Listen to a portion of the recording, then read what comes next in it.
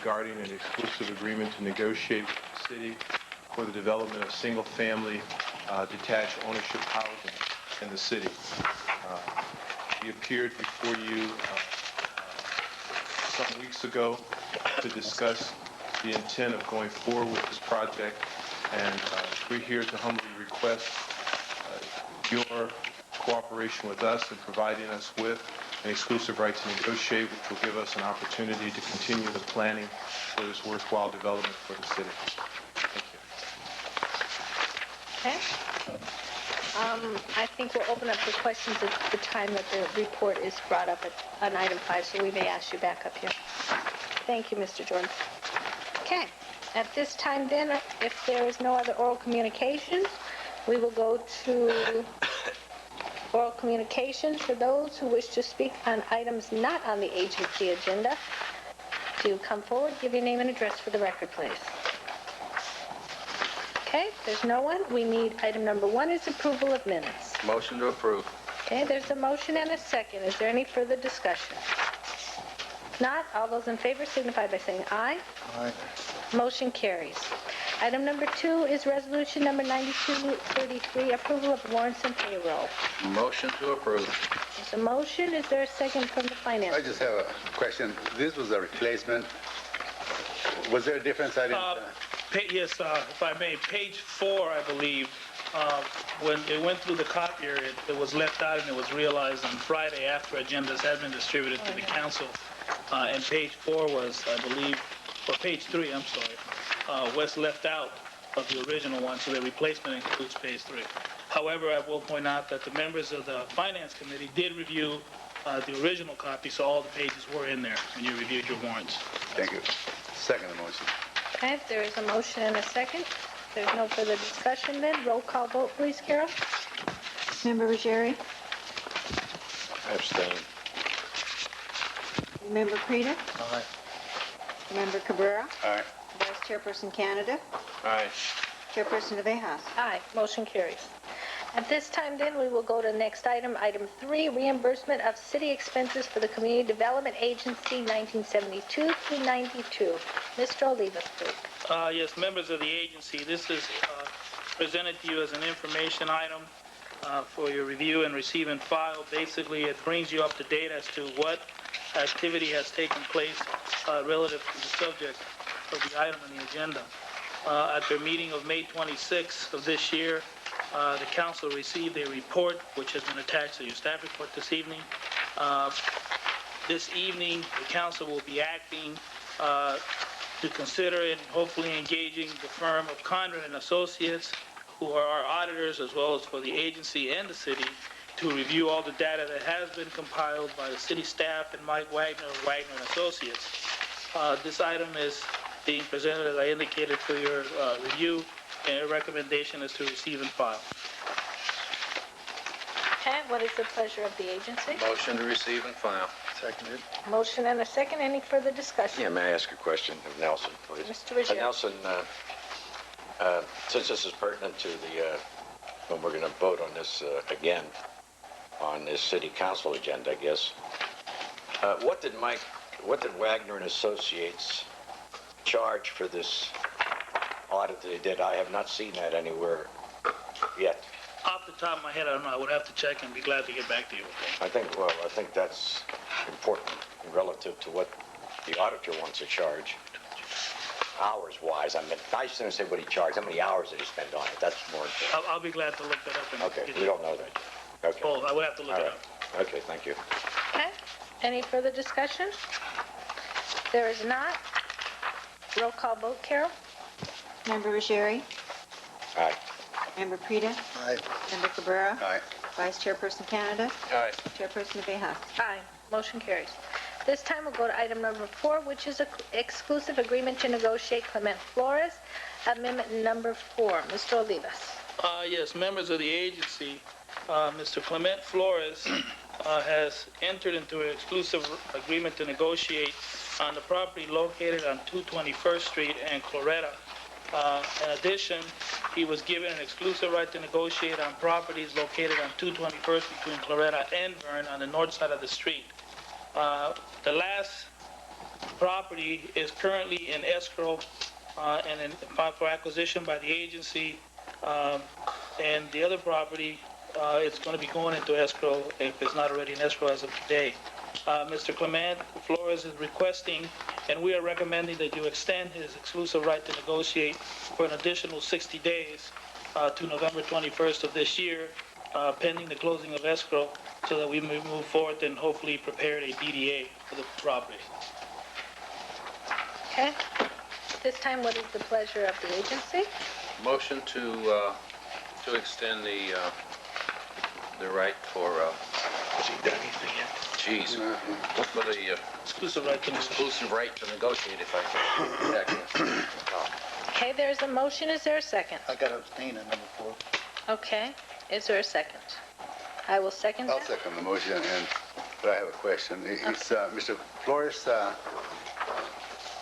doing any work now On this property? on any other property? No, this is the property that he bid on and was awarded the property, and then two additional properties which were adjacent to his original bid property were included through an amendment to the exclusive right to negotiate. This is the only properties that he will be working in the city. Is there, excuse me, Tony. Excuse me, go ahead. Is there any other developer that has come forward and expressed desire in developing any of these properties? At this time? Of course, yeah, there has been, There has been, yes. but Mr. Flores is the only one that so far. And I have spoken to Mr. Flores to inquire as to if he is still interested in going forward with the project, and he has indicated to me as of 2 weeks ago when I personally met with him that he is. He has spoken to the staff. He is in Fresno doing some other work, construction work, I believe, and he called on the phone and indicated that he is still much interested in moving forward as soon as we clear the properties and have full control of the properties. Okay. And we are in escrow.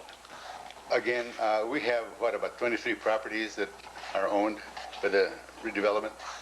Oh, more than that. More than that? Okay. Thank you. Wait a minute, I don't think I have a clear, If I may Madam Chair. clarify, Dominic, maybe I can clarify, because Yeah. this was before Councilmember Cabrera was elected to the city council. This had gone out for bid, and there were several people who had bidded on this property. I know that part. I'm just Remember, wondering and what happened to was that. staff had them hold up. They were awarded the bid, and staff had them wait to go ahead and start building because they wanted to get all 3 lots at the end. So he's just continued waiting. What do you mean, for- they held them up? from Yes, building? staff. Basically, That's what we're asking. Yeah, yes, Why sir. hasn't he Basically, built we anything? felt, staff after level. talking to Mr. Flores, it was determined that it would be a better development if he was able to develop all the properties Was it? between Yeah. Byrne and Cloretta, that No, front okay. 221st. It's not his fault. then. No. No, okay. we've been working with him, and he still desires of moving forward, He's- as soon as we have full control of all properties. My understanding, he's been waiting for direction That's to correct. acquire all the property. That's correct. Okay. Okay, is everybody, any other discussion? If not, then, roll call vote, Carol? Member Ruggieri? Aye. Member Prida? Yes, because I got to abstain from this here, right? Yeah, you live too close to it. Member Cabrera? All right. Vice Chairperson Canada? Aye. Chairperson Vejas? Aye. Motion carries. Okay, at this time, we will go to item 5, which is exclusive agreement to negotiate with Acromac Development, Inc. for agency-owned properties. Mr. Olivas. Yes, members of the agency, at your meeting of June 23rd of this year, Acromac Development presented a letter of intent regarding their desire to develop affordable housing, owner-occupied housing in Hawaiian Gardens. A substantial amount of the funds would come from the Century Freeway housing program. The agency authorized staff at that time to work with the developer in continuing to try and secure those funds from the Century Freeway housing program, and to identify sites in the city which could be considered for single-family development. We have done that. We have been working with the developer and his planning and architect people, and as he has indicated, Mr. Shelby Jordan indicated a little bit earlier, at this point, they are requesting that the agency entertain allowing them an exclusive agreement to negotiate on properties owned by the agency, which are listed on the attached staff report, for a period of 180 days or 6 months. Acromac Development is prepared to provide an agency of $5,000 good faith deposit as an indication of their commitment, and they will be moving forward with staff, working with the individuals from the Century Freeway program, and hopefully toward the formulation of a DDA on the development. Mr. Hugh, President, and Shelby Jordan, Vice President of Acromac Development, are in the audience, as you know, and I'm sure that if they have any questions, we'll be happy to answer them for you. If our recommendation is that the agency authorize an exclusive agreement to negotiate for the properties listed between the agency and Acromac Development for a period not to exceed 180 days. Okay? This time, what is the pleasure of the agency? I move that we enter into an exclusive agreement to negotiate with Acromac Development Incorporated for agency-owned properties that are listed in item number 5. I second that. Motion and a second. Is there further discussion? Yes, I would ask Shelby Mr. Jordan Rizzo? at this time to come up and answer questions. We'll Mr. vote on it. Mr. Jordan?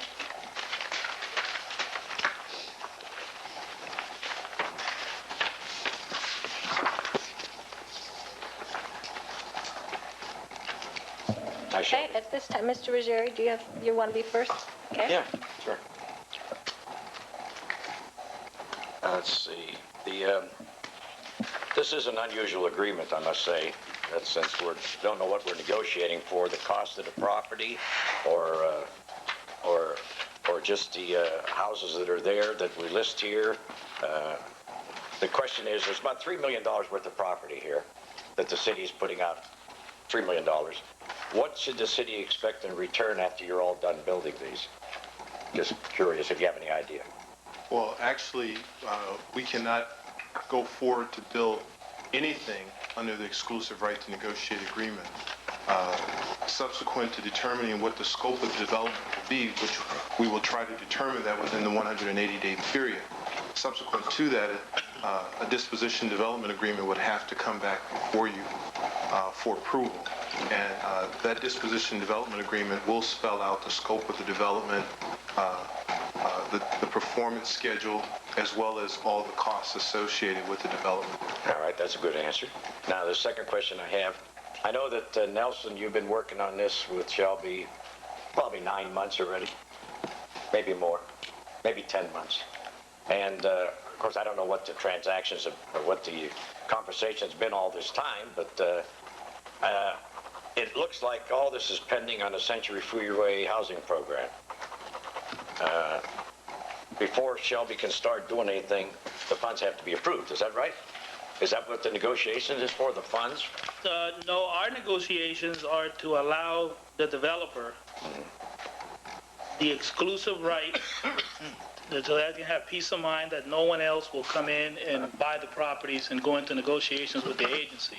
They will be taking this time to prepare actual site plans, elevations, and working with us to prepare a disposition and development agreement which will answer all the questions as how much money we're going to get, what prices per parcel, how many units, what type of units, and all those will be highlighted in the DDA. The idea is we have worked with Acromac Development, and we have also been working with the Century Freeway people. I have met with them, my planning department has met with them to get an idea as to what it is they're asking. One of the things, of course, is that they have is authority for site control. Our city has already been given the green light as a potential site for housing funded with money from the Century Freeway relocation program, for the housing program. In addition, they have requested information on properties that deals with size of properties, environmental issues on the properties to make sure that there's no environmental hazards or anything to that matter on the property, soils testing, all those things have to be done prior to final approval and release of funds.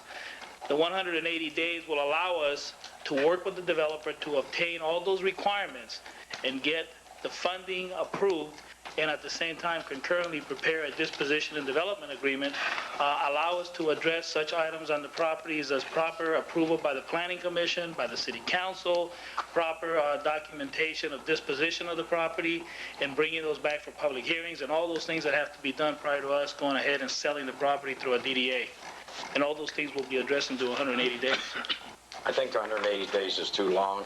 As I said, it all depends on whether they get the money from the Century Freeway. Isn't that what it really depends on? They don't get the money, is this project still going to go through? Dominic, just one second. Can I ask that question first? That's something that I'm not prepared to answer this evening. Well, then what are we giving? I don't understand it. You mean if a Century Freeway money, if he does not receive Century Freeway money, is this project still going to go through?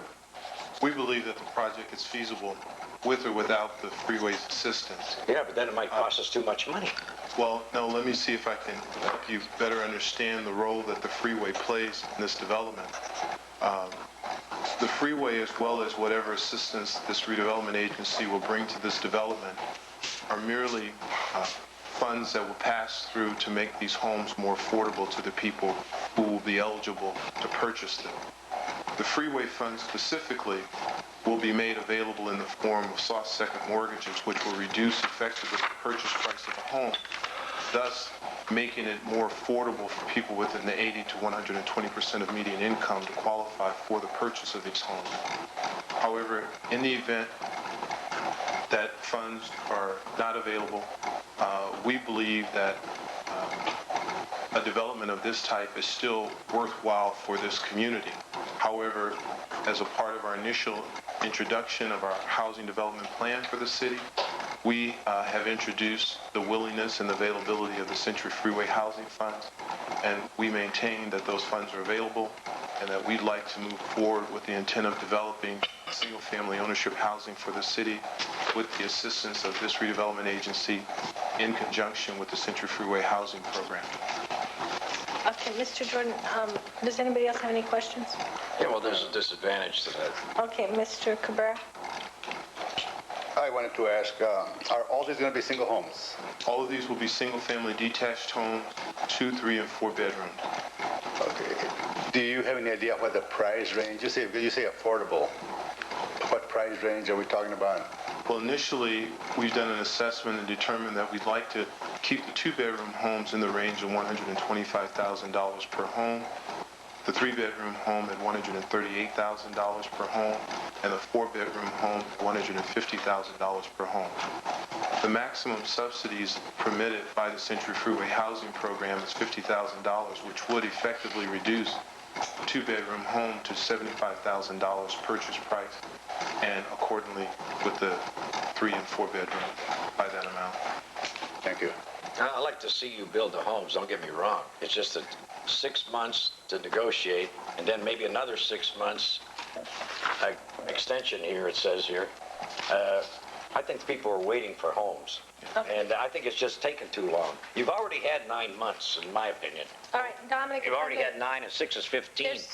And I think you got to speed it up. Why not 3 months? And if you make any progress with in 3 months, then we give you another 3 months. Okay, Dominic, could we Yes, have some go other ahead. questioning, please? Sure. Any other questions here? The only thing I'd like to find out, Shelby, is the funds from the Caltrans monies, are they a reimbursable type of fund? Is it that you have to first build, use your money, and then draw down to cover your costs? Well, it'll certainly depend on the timing, because we have to go through a number of processes there with their agency also. But we're prepared to move forward once a firm commitment is in place in writing, using some of our own dollars. For example, we're in escrow on properties that are a part of the development plan for the city you're buying on your own. with our own monies. And to date, the pre-development costs that we've incurred with regards to soils and various other costs, the planning, site planning, floor plans, elevations that we're developing, those are all dollars that we're expending out of our own pockets in anticipation that this development will go forward and be successful.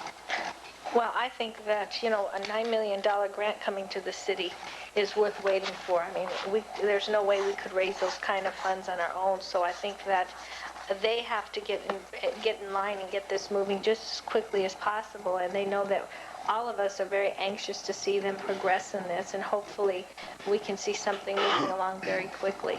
If I can just add one final note as a word of encouragement to any questions that may be raised regarding the amount of time permitted through the exclusive right to negotiate agreement for this development, it is pretty customary that a 180-day period is granted during the exclusive right to negotiate agreement. However, it is our intent that it would not take that long to arrive at a disposition and development agreement.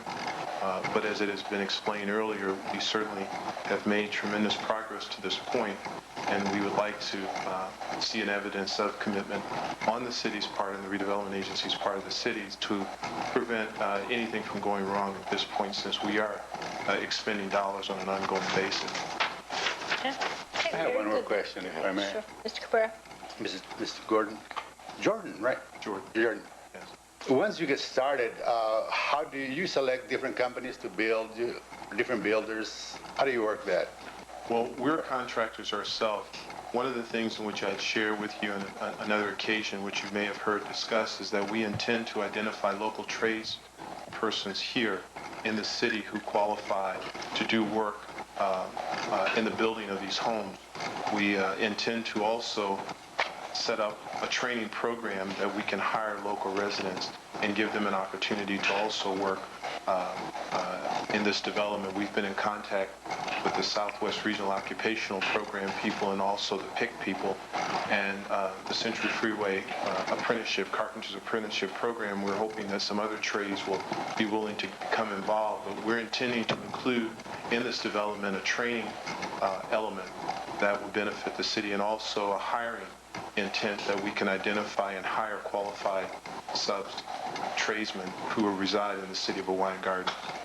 Good, I was hoping to say that. Thank you very much. That part is good. I like that. Can you give us a progress report by December 22nd, 3 months from now?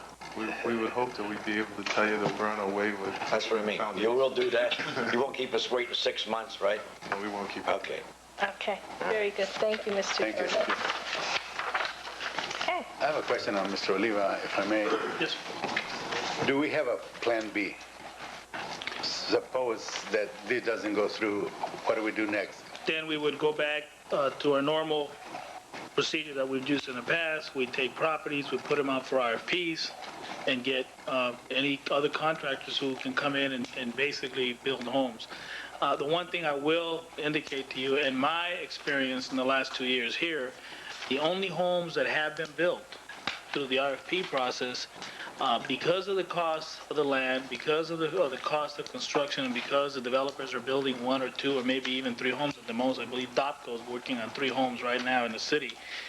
Those homes will not be utilized for low to moderate income individuals. And I think there's several reasons why that needs to be looked at. One is we are mandated by law to utilize part of our redevelopment funds for low to moderate income housing. Additionally, if we can utilize other funds from another agency to allow individuals to take advantage of home ownership in our city, and we can structure it in a way that will provide not only job training but also purchases of a home, I think that it's important that we at least look at it and go into and provide the developer with some assurance. And it's not a guarantee for them, because if it doesn't work out for the city or the agency and the developers, the deal is off. And then we go back to going through small development, or maybe some other developer will come forth. But I see our participation as an agency being a little stronger than if it would be with someone that's coming in with additional funds from another source. And just to set the record straight, I have known Mr. Jordan for over 3 or 4 years, and I worked with him in my previous city trying to do something like this. And at that point, the Century Freeway was not as friendly as it was. And when I met with them about 2 weeks ago, I definitely got the feeling that they have more or less come short of what the court mandate was to provide single-family homes. They have gone and provided senior citizen housing, rental housing, converted apartments into what they called owner-occupied housing. And the court mandate was for replacement housing for single-family homes that were removed from the corridor of the Century Freeway back in the mid-'70s, early '70s. I think that this is probably the first project that strives to do that. It took a lot of convincing and a lot of somewhat arm twisting to get them to understand that we're a small city of less than 1 square mile, and that if we do scatter site development, it's not more than 1 mile away. between each house. I mean, we're so contained. In their mind, they're seeing Los Angeles, city of Los Angeles, where they could be building in San Fernando and then all the way down in San Pedro, and it wouldn't be feasible economically for a developer to go in and build homes in that type of a scatter site. Here, they come to terms with the fact that our scatter sites are not that far apart. They could be the next block over or across the street, so therefore construction costs could still be somewhat manageable. And I think that we're going to move that way from a staff point. We need to have concurrence from the agency before we spend any more time. Yes, we spent a lot of time on this project, and before we continue spending more staff time and taxpayer dollars, we want to make sure that the developer is serious and willing to go into a disposition and development agreement. I just hope that we can get some local contractors involved. You know, I have been saying all along that we should get local contractors, to build within the city. I've had calls from a couple of different contractors asking me, when am I going to do another building, or when am I going to add on or something.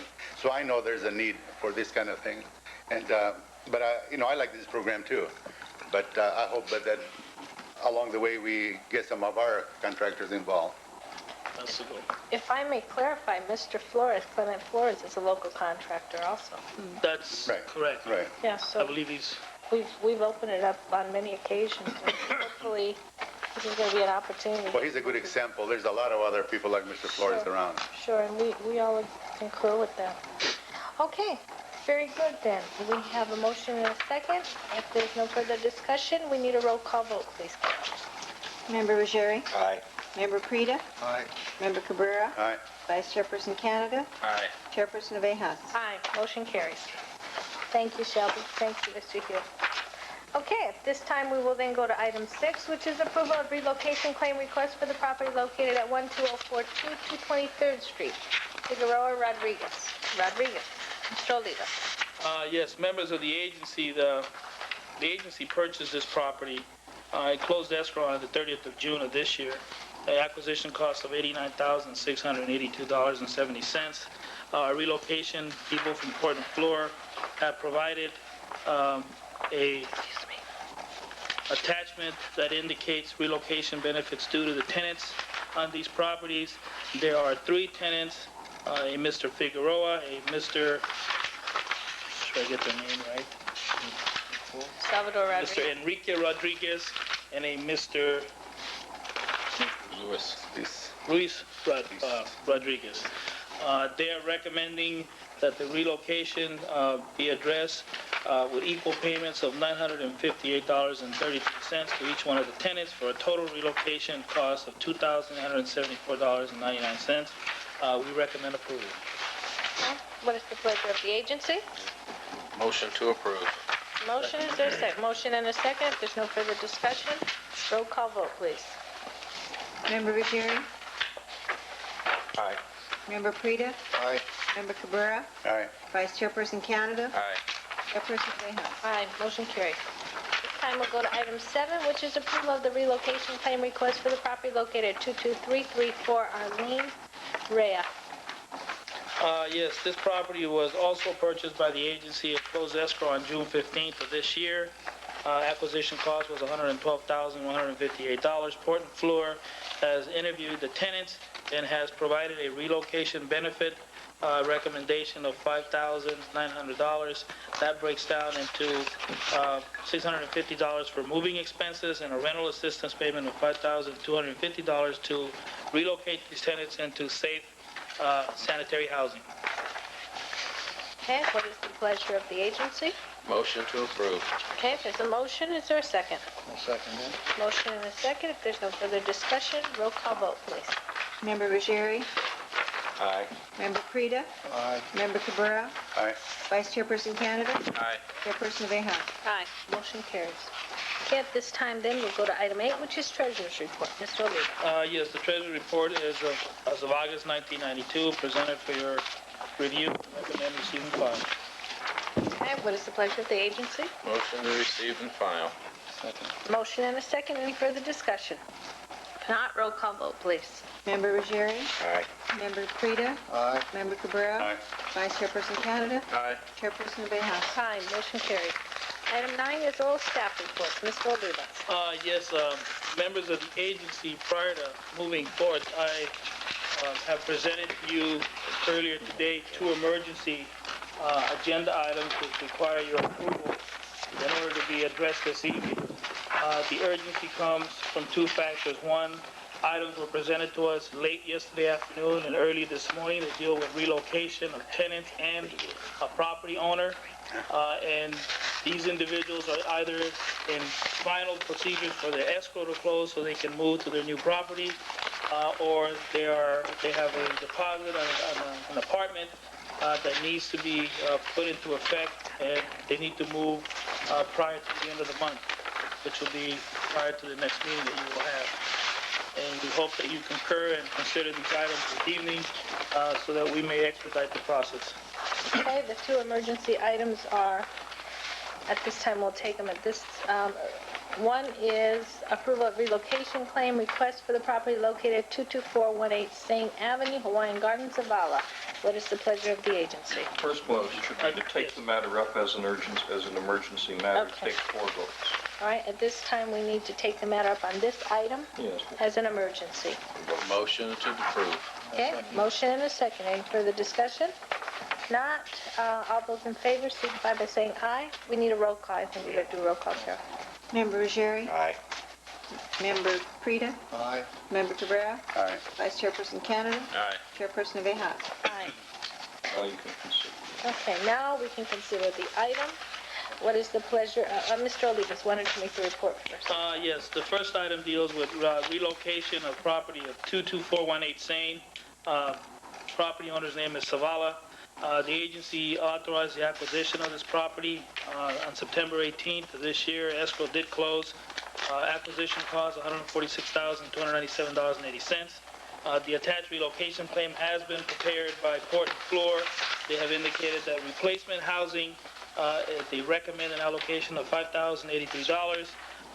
The final cost of actual moving will be provided at a later date. I might point out that the Savala party are in escrow, and that escrow is due to close the 25th of this month, which I believe is Friday. And they have found decent, safe sanitary housing, replacement housing in the city of Norwalk. Port and Floor is recommending that the agency authorize the payment for the payment differential and replacement dwelling, and we recommend approval. Okay, at this time then, what is the pleasure of the agency? Motion to approve. And I second. Motion and a second to approve. Is there any further discussion? Not Carol, roll call vote, please. Ruggieri? Aye. Member Prida? Aye. Member Cabrera? Aye. Vice Chairperson Canada? Aye. Chairperson Abejas? Aye, motion carries. Okay? Was that the only emergency item? No, there's another one. Okay? If I may, the following is a property located at 21514 Juan Avenue. Parties being relocated, last name is Gonzalez. The agency acquired this property at Juan Avenue. Escrow closed August 3rd of this year. Acquisition cost was $131,455. Port and Floor has interviewed the tenants of the dwelling. They moved prior to any relocation items being addressed. Port and Floor has located the tenants, done some interviewing. It was determined that the tenants were on Section 8 housing, and they have addressed that issue. They will continue to be on Section 8 housing, and the only assistance that the agency will be paying is a payment of $398 to assist for a first and deposit for the tenant to move to another location here in Hawaiian Gardens. We recommend approval. Okay. What is the pleasure? At this time then, we need to take a vote if this is an urgency item. I make a motion taken as an urgency item. Okay, there's a motion and a second. Any further discussion? Roll call vote, please, Carol. Member Ruggieri? Aye. Member Prida? Aye. Member Cabrera? Aye. Vice Chairperson Canada? Aye. Chairperson Abejas? All right, motion carries. Okay, at this time then, what is the pleasure of the agency? Motion to approve. Okay, there's a motion and a second. Any further discussion? Not roll call vote, please, Carol. Member Ruggieri? Aye. Member Prida? Aye. Member Cabrera? Aye. Vice Chairperson Canada? Aye. Chairperson Abejas? Aye, motion carries. Okay, this time then, we will go to item number 9, which is oral staff reports. Mr. Oliva. None at this time. Okay, and item number 10 is oral board reports. Do we have any oral board reports? Okay, if not then, item 11 is closed session. items on closed session, personnel pursuant to Government Code 54957, instructions to negotiator pursuant to Government Code 54956.9, relative to 1, Garden Center. 2, 22411 Sane Avenue, 22108 Arlene Avenue, 22026 Elaine Avenue, 11842 East 219th, 11904 East 223rd, 12054 through 56 223rd, 22426 Sane Avenue, 22408 through 14 Sane, 21802 Violetta, 22214 through 16 Violetta, 22118 Arlene Avenue, 21918 Elaine Avenue, and 22408, 10, and 12 Violetta. This time we'll go into closed session.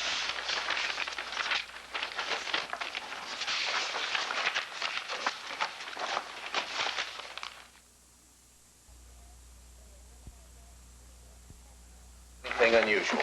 I wasn't asked to comment on that. You just are a messenger, I understand. We will now reconvene the redevelopment agency meeting, and the actions taken in closed session are as. Mr. Ritchie, would you give us direction? The only items requiring action are the determination to purchase the following properties: 22026 Elaine for $117,000, 11904 East 223rd Street for $110,000, 22426 Sane for $117,000. So yes, 22408 through 14 Sane for $182,000, and 2221416 Violetta for $127,000.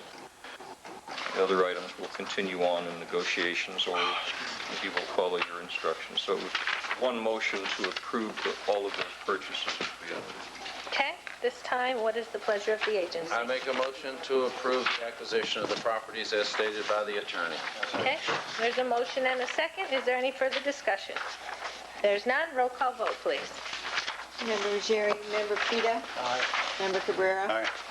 Vice Chairperson Canada. Aye. Chairperson Abeja. Aye, motion carries. At this time, I would entertain a motion to adjourn to the meeting of October 13th. Motion to adjourn. Motion and a second. Any further discussion? All those in favor signify by saying aye. Aye. Any opposed? Motion carries. Okay, at this time, in about 4 minutes, we will go on with our regular city council meeting, so we'll have about a 4-minute break here. So don't go too far.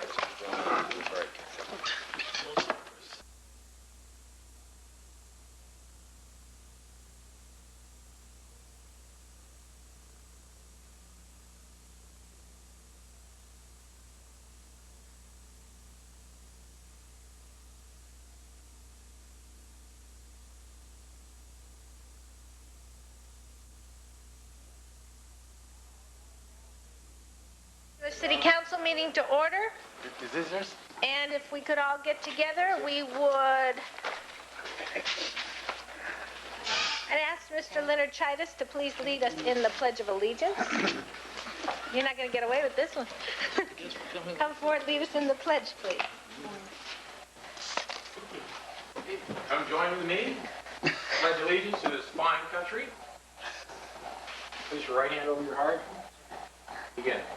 I pledge allegiance to the flag of the United States of America and to the republic for which it stands, one nation, under God, indivisible, with liberty and justice for all. Okay, at this time, I have Reverend Barry Bruce from Way Out Ministries here to lead us in the invocation. Let's bow in a word of prayer. Lord, we come before you tonight and we ask for your guidance, your understanding. Help us, like Solomon did, to seek your wisdom before our own. God, guide us and give us understanding of one another's and in each of our desire to get things done. Lead us and direct us, we pray, in Jesus' name. Amen. Thank you, Pastor.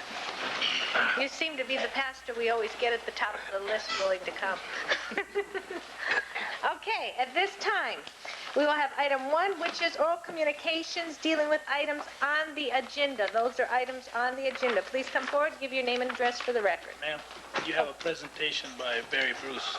I'm sorry. At this time, then, we will have a presentation by Pastor Barry Bruce.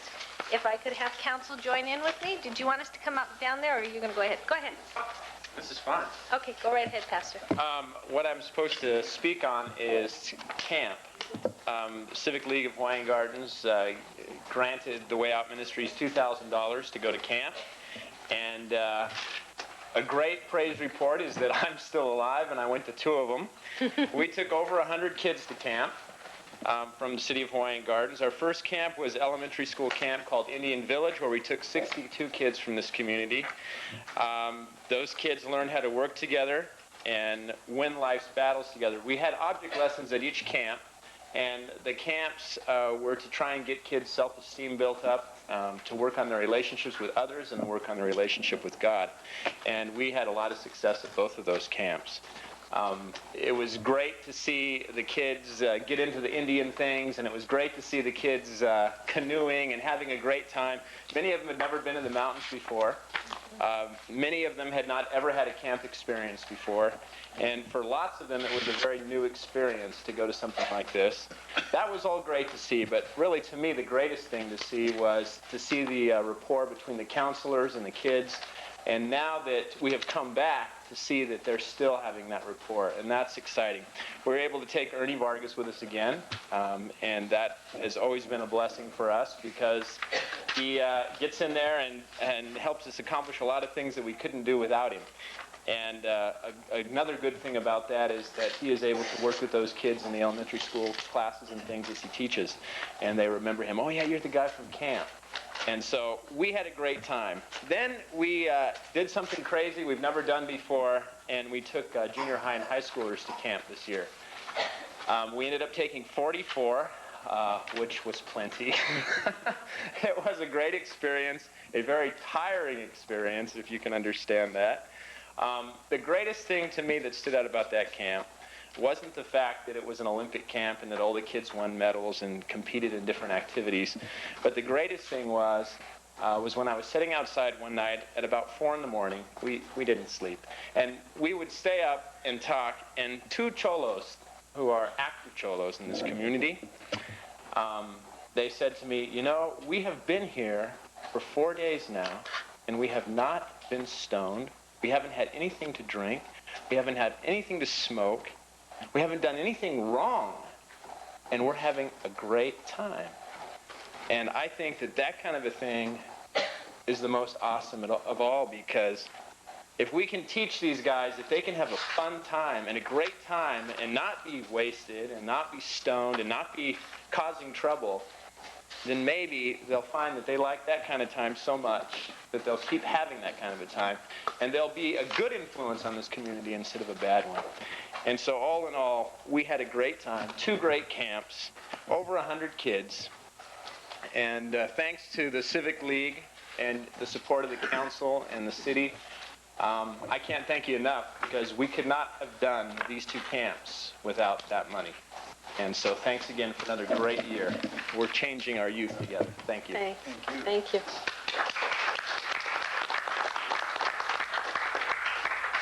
Okay, now we will go to item 1. Those are items on the agenda. Please come forward and give your name and address for the record. Oh, these kids are...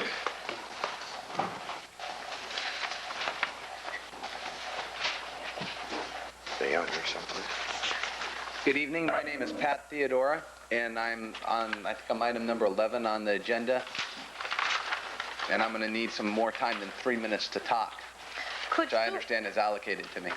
Sir, what I do is that agenda item, I'll allow you to talk on that item, so we'll have it fresh in our mind when it comes up. At that time? Yes. Can I have more than 3 minutes at that time? I'll give you 5. Can I have more than 5 minutes at that time? No, I'll give you 5. Okay, then can I talk for 3 minutes right now on this agenda? No. I'm going to continue the item, so you can speak right there while we are there, and you can have 5 minutes. Okay? Thank you.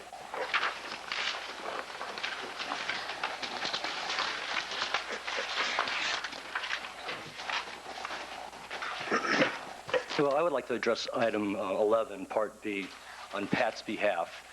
And I hope that you listen to him carefully tonight. What he did for our block was great. Until he came in and took over that property, it was nightmare on Horse Street, and I lived right across the street from it. And you might recollect, this was the house that allegedly I chased the kids down the block with a shovel. We were at a state of war on that block.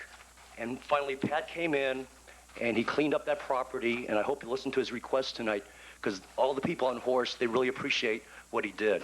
And thanks a lot. Okay, we'll go on. I'll make some remarks at the other item. Okay, at this time then, anyone else on items on the agenda? No one else? Then we will go to item number 2, which is oral communications for items not on the agenda. Come forward to the podium, give your name and address for the record.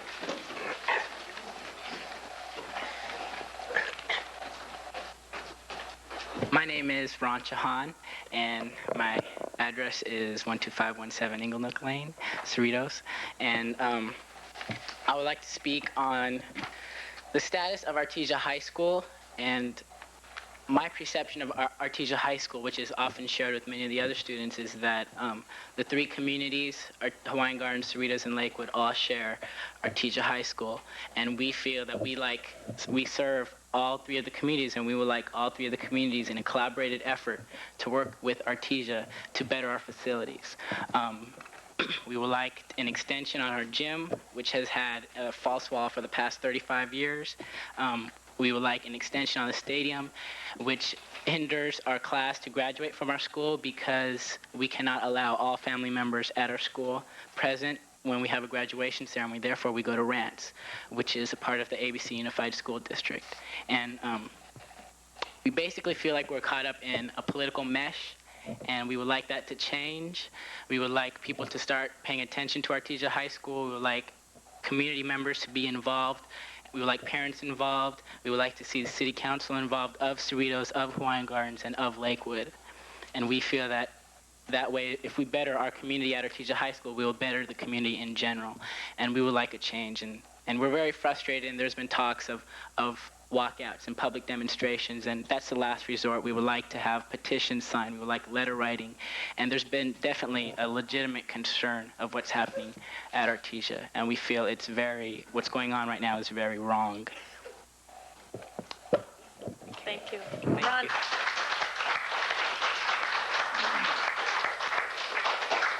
Ron is also the student body president of Artesia High School. Thank you. Appreciate all of the students that came out tonight in support of all your efforts, and you're going to see that Hawaiian Gardens City Council is going to support you in the endeavor. Thank you. Hello, my name is Stephen Piguera. I live at 12234 Britain, Hawaiian Gardens. My main beef is about the speeding on our public streets, which most cars averaging the speed of 45 to 50 miles an hour. On domestic streets to work. The other day, about a week ago, a car ended up in the middle of another house because he couldn't hit the brakes fast enough at the intersection of Bellshire and Britain. All up and down Bellshire, 223rd, 224th, and Britain. People have no regard for the laws of speeding, and it is very dangerous for children and for the elderly. So I wish you do something about it. Send some officers there at random hours. The peak hours seem to be from 5 in the afternoon to about 7 in the evening, and then in the morning from 6 in the morning until 9. So if they could do something, I really appreciate it. Thank you very much. Yeah, about a year ago, there was a car that flipped over right across the street from his house. Right there on Britain, was going so fast.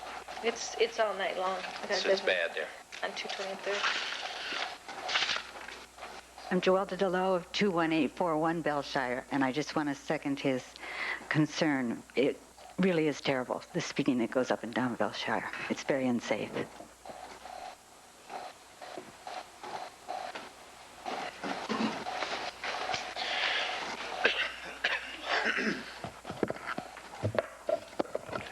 Okay, Alan Calco, 21930 Horse Avenue.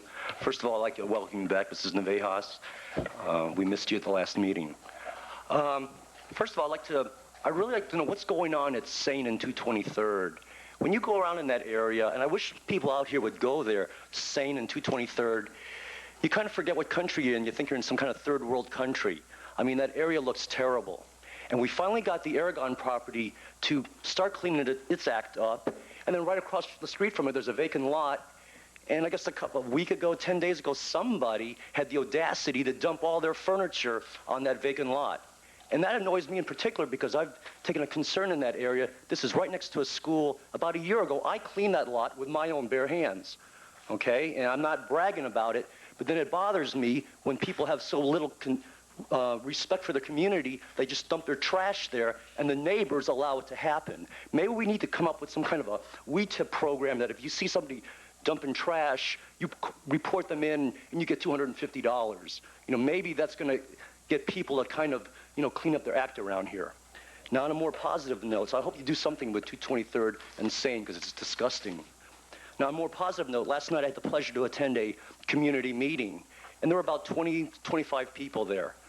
And you sensed that the people here, we expect more. We're tired of the drive-by shootings, the break-ins.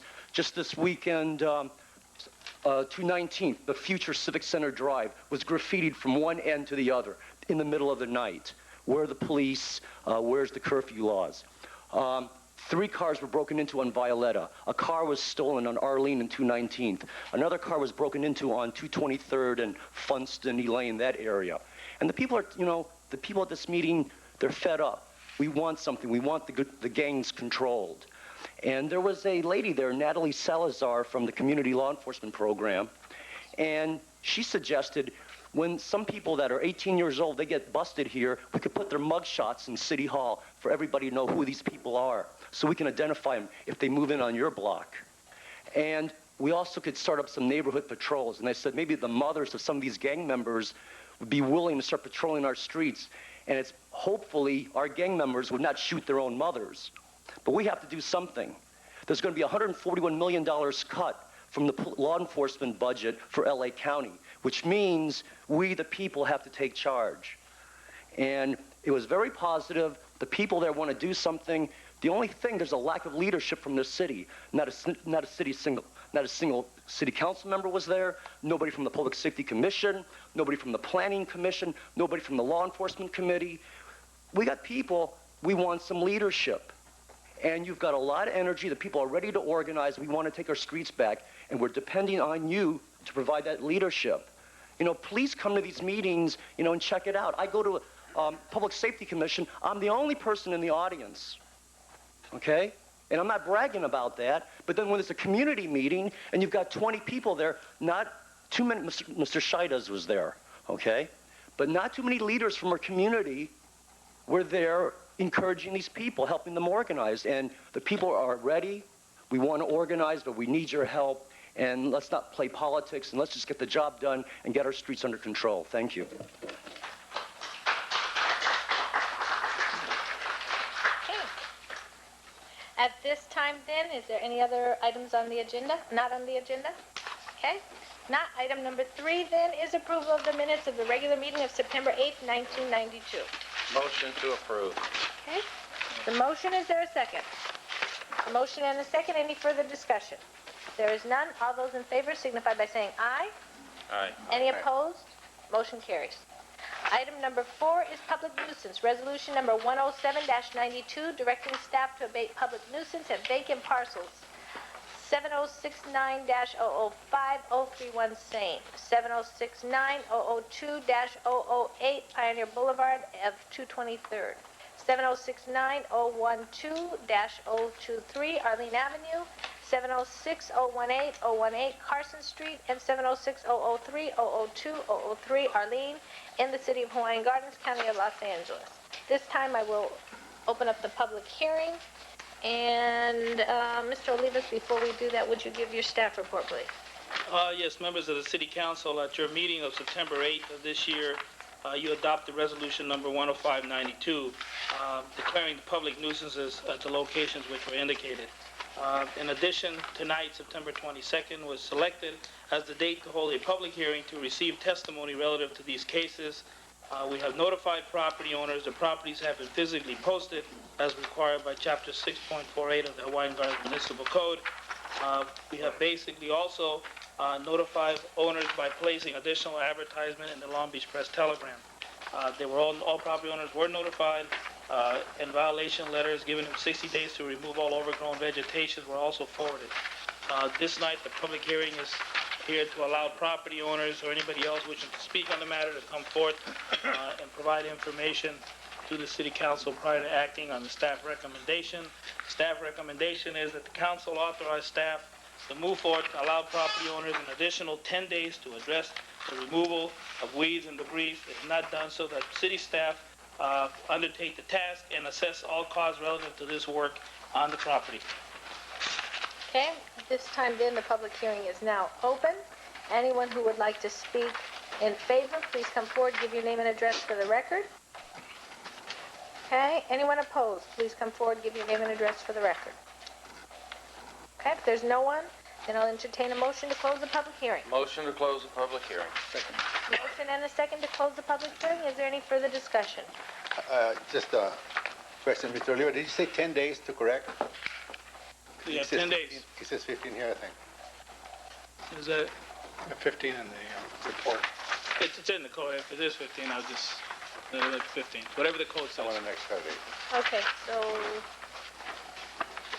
a staff report will be corrected to show that it is according Madam Mayor. to the agreement. Yes. I have just one little problem with it, so I get clear in my mind and anybody else that's interested. I do agree naturally with all the weed abatements and everything, but when there's an empty lot and someone that doesn't live in the city owns it, and someone throws old furniture in their lot and they're responsible to clean it up, maybe that doesn't seem too fair to me. It's different than growing weeds and stuff like that when they're not responsible for somewhat citizens in our city dumping their couches and easy chairs and everything in an empty lot. And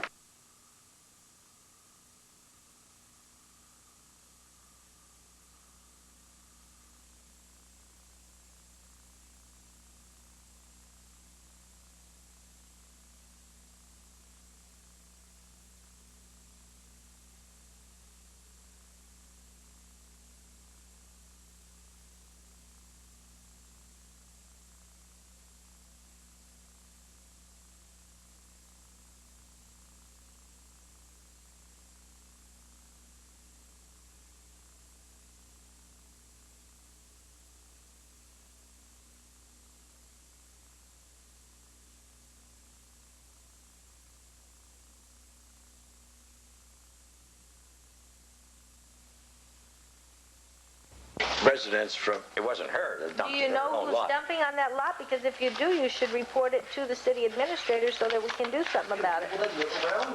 It's people that live in our city that dumped it, and I don't see where the How do you lady, know and I don't that? even know the lady, but I don't know why she should be responsible to pay the city to clean it up. How do you know who dumped it there from our city? Do you know it was a resident? Oh, Jesus. Who dumped it? What's the difference who dumped it? Mr. Gary is saying that that lady's lot was cleaned before and it's dirty again, and is it fair to keep charging her?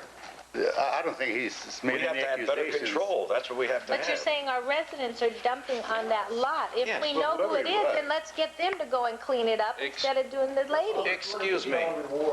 Yes. Why don't you, Dominic, if you have a problem with it, why don't you make a motion to have the city clean it up and to waive the fees? That's within your right to make that motion if that's what you want to do. Well, I want Instead of arguing about it. No, I'm not arguing Make a motion about it. to help the lady I if just you know say this is that happening. maybe there's way these things should be handled. I think, I don't know. I don't know if we have a right to do that or not. well, I think You that- have a right to do what you want to do. Yeah, well, Excuse me, Except Maureen. that it might be public funds. Yeah.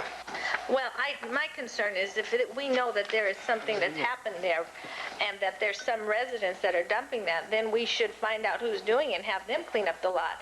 I think the best thing to do then is withdraw item 5 until the information is being provided to the city administrator, and then he can come back with the item. So at this time then, if I would ask the maker of the motion to withdraw the information on Sane and 223rd, is that the one? 50 foot north of Sane and 223rd? That's the problem. Is that a Could we, misdemeanor?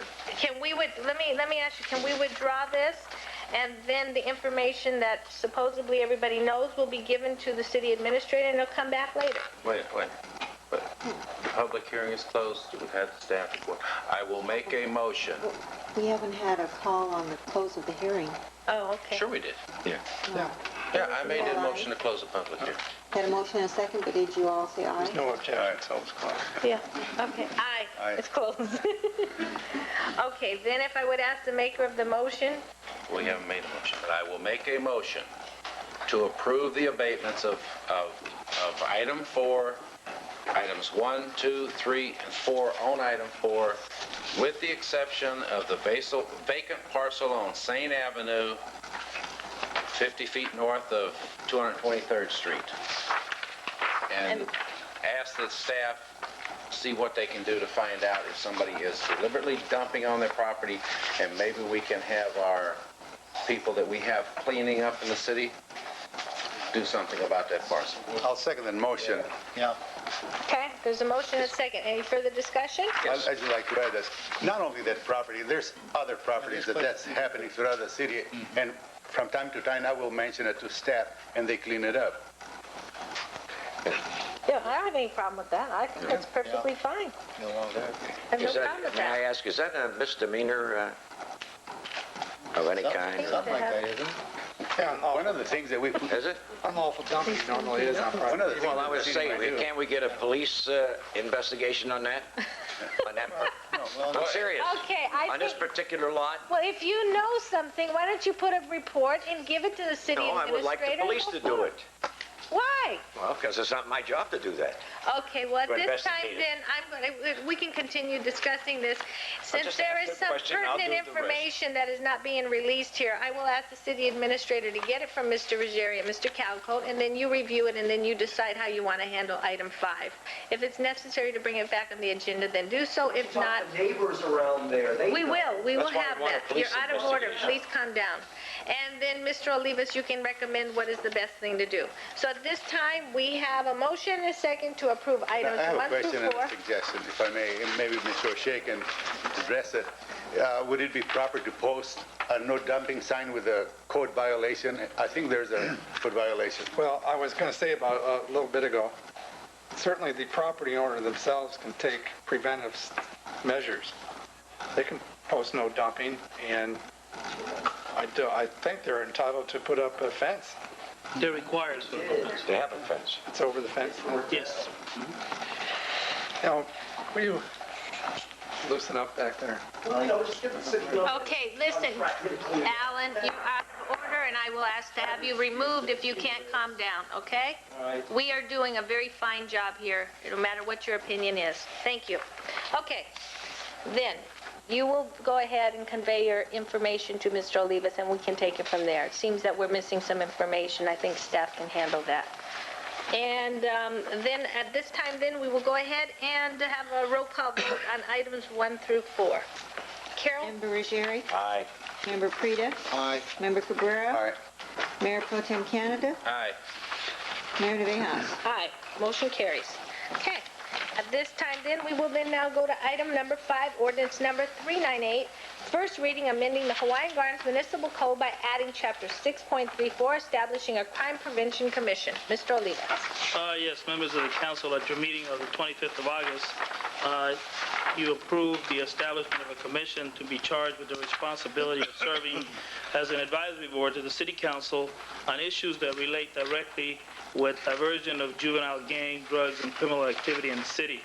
The first step to establish this was the adoption of an ordinance. We presented to you a draft ordinance at your last meeting. This evening, we bring forth ordinance number 398 for your consideration and introduction this evening. Okay. This time, we have the ordinance before us. What is the pleasure of the council? Motion to approve. Okay. There's a motion and a second to approve. Be introduced ordinance number 398. Okay. At this time, we have a motion and a second. Is there any further discussion? Of course. Mr. Ruggieri. Of course. This is not the first time we discussed it, so that everybody knows. I feel this is going to be a 7-member commission, if I remember correctly. I think it says it. It says it. 7-member commission. It's kind of overlapping what the Public Safety Commission should be doing. I think we should just add 2 members of the Public Safety Commission and change the name, which is a much nicer name, Crime Prevention Commission. and forget about getting 7 more people involved. I heard Alan tonight, the first time I even knew it, only one. He was the only person at the Public Safety Commission meeting, so that must not be doing so great. And maybe if it was a Crime Prevention Commission, it has more ring to it, and we should maybe increase that to 7 members and forget having an additional commission. Okay. Just my opinion, but of course I'm lose anyhow. Okay, thank I you. lose anyhow. Anybody else? Yeah. Yes, Mayor, if I may. I've noticed in some of the minutes that a quorum were not held at the safety committee because of lack of quorum. So it kind of, I kind of agree with Mr. Gary that maybe you have too many committees overlapping each other. When did they have a lack of quorum? I read it someplace in the minutes. Recently? Yes, That's because we hadn't made our appointments yet. maybe there was 5. Yeah, we had not made appointments, so they didn't have a quorum to be able to go ahead and hold minutes. They didn't have enough quorum. But then, okay, still, I think it would be even proper to just extend the safety committee. Are they going to be doing the same duties? If It was if just I a may... suggestion, Sure. If I may address this was an item that myself and Mr. Canada had requested to put on the agenda. And the reason why we had put this was, as all of you know, we had gone to Tucson, Arizona to see a JIBS program. And we have been looking into juvenile programs that deal with most of the gang problems here in the city and the drug problems here in the city. And we have many of the components to do similar programs as the one that we were able to see in Arizona. As well, we met with the city of Norwalk, who has an excellent program, which I was surprised was put on together. The lady Natalie Salazar that was at our community meeting has been meeting with staff and is going to be meeting with council members. She wrote the JIBS program for Tucson. And what we have found that the biggest problem here in the city is that these agencies which should be working within our community are not networking and are not providing us the services necessary to be able to put a coalition of agencies together to get at the root of our problem in the community. The Crime Prevention Commission is an establishment of a commission that will be able to bring all these entities together and be able to get them to work coherently with the school district, law enforcement, community members, as well as probation department and several other departments working within our community. The little bit of investigation that Maria Lloyd has been doing along with Nelson, myself, we have uncovered some unbelievable things within the system that has just amazed us, how people are getting extreme amounts of monies to provide services that are not coming to the community. And I think if you'll all be patient, I think you'll see that this is really going to be an opportunity to do some good things with your truancy problem. Dominic, you're complaining about the curfew problem. Well, there's some established programs available out there that we just need to put together and be able to cure some of the curfew problems. We met with the probation officer. We can have the probation officer there the night that the deputies are doing the curfew programs. We have just not reached the right people to be able to establish the necessary programs. So I would ask you for your support, and let's give it a chance, at least 6 months. If it doesn't work, I'll be the first one to say we'll abolish the commission, but let's give it a chance and see what we can do. There's some legitimate Kathy, concerns nobody's here. arguing that this is not a good commission. We're just arguing we don't need the Public Safety Commission.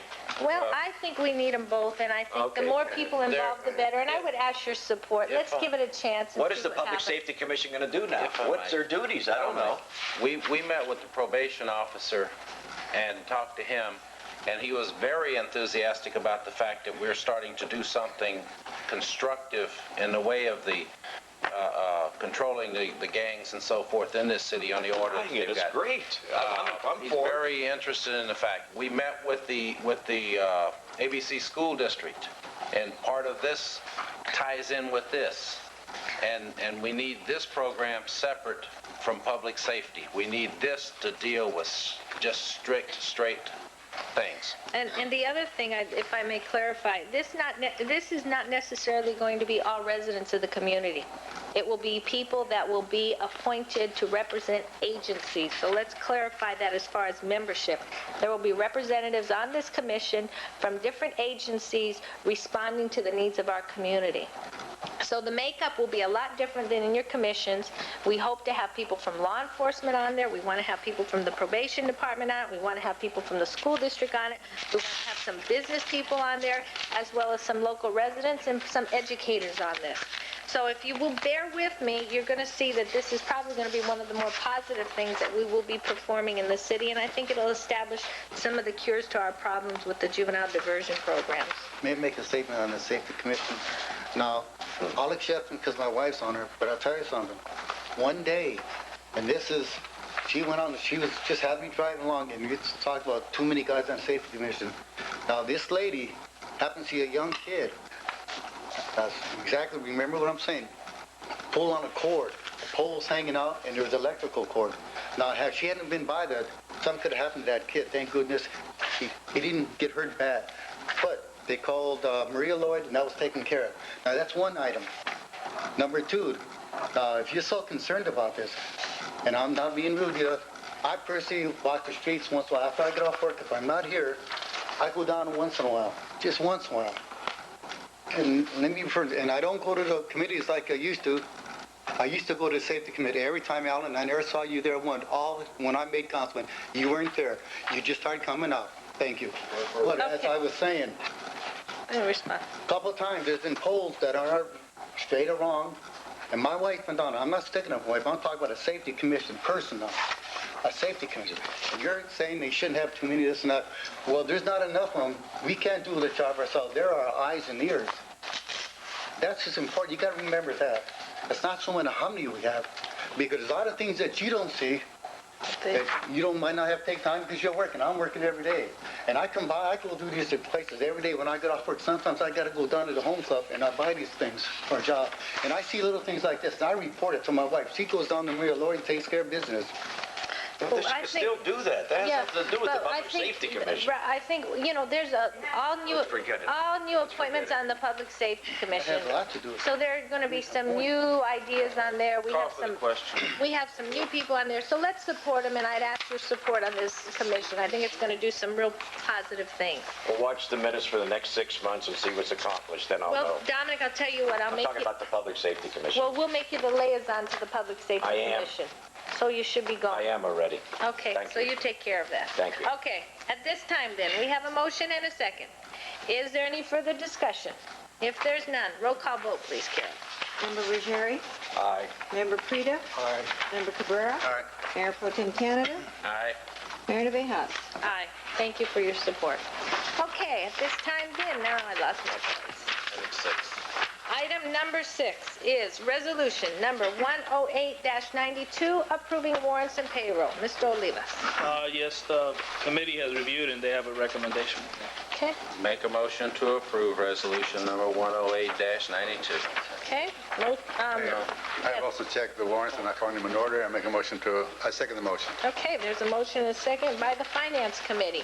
Is there any further discussion? There is not. Roll call vote, please. Councilmember Ruggieri? Aye. Councilmember Prida? Aye. Councilmember Cabrera? Aye. Mayor Pro Tem Canada? Aye. Mayor Navejas? Aye, motion carries. Item number 7 is resolution number 109-92, consideration of request for an extension of variance number 91-18 at 12231 Britton Street. Zadhar Ahmad. I know him by Bob.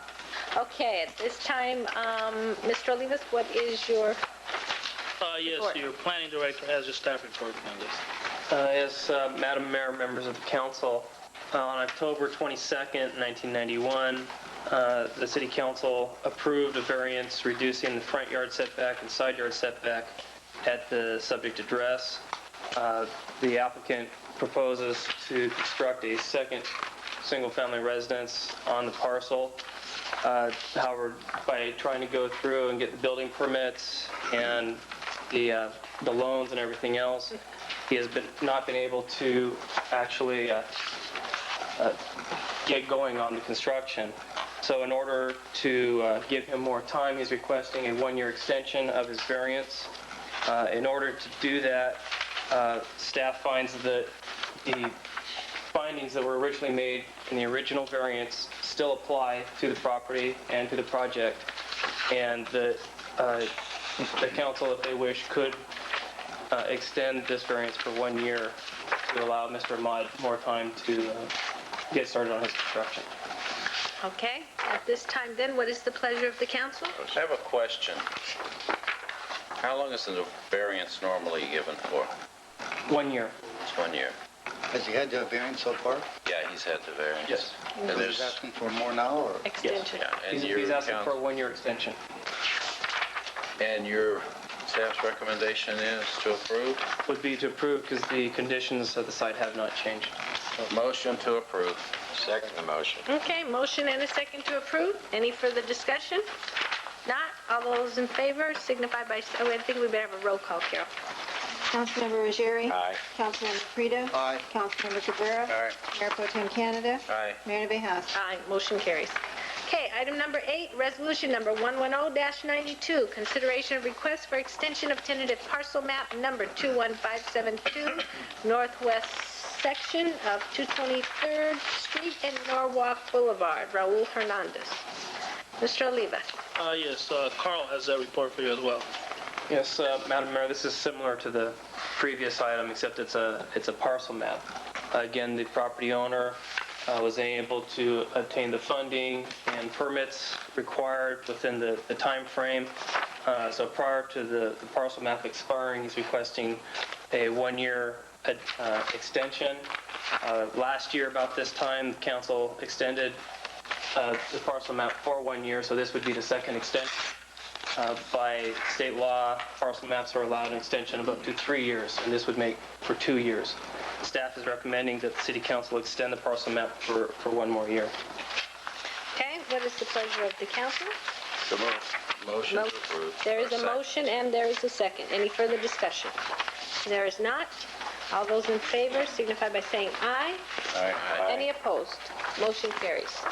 Item number 9 is resolution number 11192, approving and authorizing an agreement with Conrad & Associates to perform asset coverage tests for residential mortgage revenue bonds 1939 Series A and B. Mr. Oliva. Yes, Mayor, members of the council, at your meeting of September 8th, action was taken to approve an asset coverage test for the residential revenue mortgage bonds Series A and B of 1979. One of the recommendations that was made to you at that time was that in order for the city to obtain any assets or liabilities that were held by the trustee, it would be recommended that these asset coverage tests be performed on a more regular basis, specifically prior to the bonds going to call and bonds being paid to bondholders. We, at that time, recommended that you allow us to obtain a price for performing such work by our auditors of Conrad & Associates. They have submitted to us an agreement indicating their costs, and it's a cost not to exceed $2,100, including all out-of-pocket expenses, every time an asset coverage test is performed. They are recommending that a minimum of 4 tests be performed, and basically we're recommending approval. Okay, what is the pleasure of the council? Motion to approve. Okay, there's a motion. Is there a second? Second. There's a motion and a second. Is there any further discussion? There is none. Roll call vote, please. Councilmember Ruggieri? Aye. Councilmember Frida? Aye. Councilmember Cabrera? Aye. Mayor Pro Tem Canada? Aye. Mayor Navehas? Aye, motion carries. Item number 10 is resolution number 112-92, reimbursement of city expenses from the Community Development Agency 72-92. Mr. Oliva. Yes, at your meeting of May 26th, a report which has been attached as Exhibit A was presented to the council on behalf of Mr. Mike Wagner of Wagner & Associates. His work entailed reviewing available data to aid staff in making a determination of what funds, if any, were owed to the city by the redevelopment agency. His report was presented to you on August 11th, and council concurred and approved the finding of Mr. Wagner's analysis.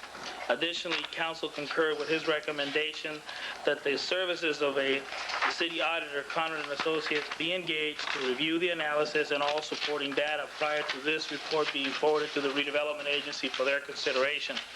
I might point out that agency counsel has indicated that this would be in order so that all issues may be addressed as far as proper certification and checks and balances of the funds that the city is indicating that the agency might owe to the city for the years between 1980 and 1990. We have obtained a cost estimate on behalf of Conrad and Associates to prepare such a report and provide such services. A total of cost of $12,760 has been proposed. A copy of their proposal is also attached along with resolution number 11292, which authorizes a contract engaging the services of Conrad and Associates. We recommend approval and present the resolution before you this evening. Okay. This time, what is the pleasure of the council? Motion to approve. Okay. Seconded. Motion and a second. Any further discussion? There is none. All those in favor signify by saying aye. Roll call. I'm sorry. Roll call, please. Councilmember Ruggieri? Aye. Councilmember Frida? Aye. Councilmember Cabrera? Aye. Mayor Pro Tem Canada? Aye. Mayor Navejas? Aye, motion carries. Okay, item number 10. I'm sorry, yeah, item number 10 is resolution, no, I did, No, it's item number 11, request for refunds of development fee. A is Chung Van Tron at 21721 Devlin Avenue. Mr. Olivas. Yes, your plan director has his report for you. Okay, I did receive a letter from him as well. I don't know if you got copies of that? Yes, I did get a copy of that. Okay.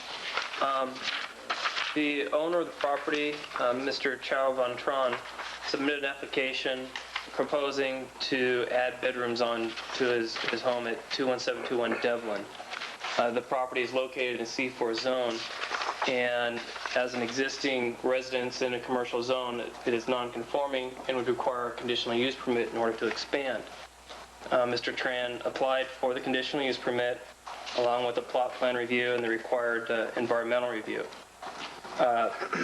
Staff had reviewed the project and determined it complete, had been in touch with Mr. Tran to inform him that we were going to be setting a date for the Planning Commission and noticing it in the paper. At that time, since it wasn't shown on the plans that he was going to be building a masonry wall, he was informed that this would be required as a condition of approval, or unless he wanted to apply for a variance. He decided that he did not want to apply for a variance and he did not want to pursue the conditional use permit. However, staff had already publicized the public hearing, and as a policy, staff has set the policy that once a project has been advertised that there would not be a refund. However, he is requesting the city council consider his request. I don't know how the other members of council respond, but I did receive a letter, and I would prefer to discuss that in closed session. It's not subject to something. Well, if you read the letter, I think it has to do I with some haven't seen it. personnel actions. I haven't seen the letter, so. Show him the letter. I believe Mr. Olivas has a copy of the letter.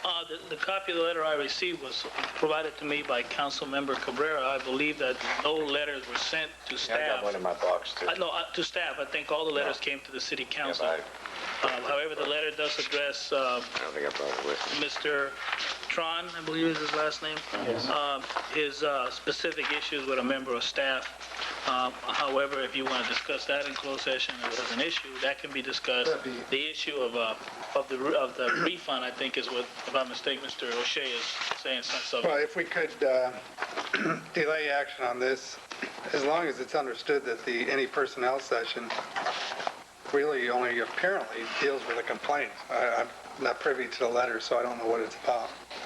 Then come back and if you feel in a better position to act on this, then we'll do it after the personnel. Yes, I would prefer. That's exactly how I'd like to handle it.